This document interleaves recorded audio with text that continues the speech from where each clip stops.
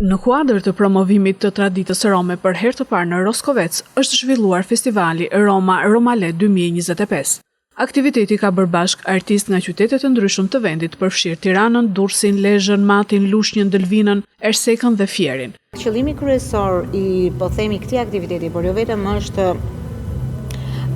diversiteti në mënyrë të barabartë, jeta në diversitet në mënyrë të barabartë, ku gjithë secili të ndihet i papërjashtuar, të ndihet i barabartë me të tjerët, të ndihet një lloj me të tjerët, jo vetëm për sa i takon të drejtave, por edhe detyrimeve, të ndihet pa dallim shtatit, pa dallim moshës, pa dallim ngjyrës dhe gjithçka, pa dallim gjuhës dhe kulturës. Ne jemi qenie humane, të gjithë jetojmë në këtë tokë ku ajri, toka është për gjithë ne. Dhe padyshim që të drejtat duhet të barabarta.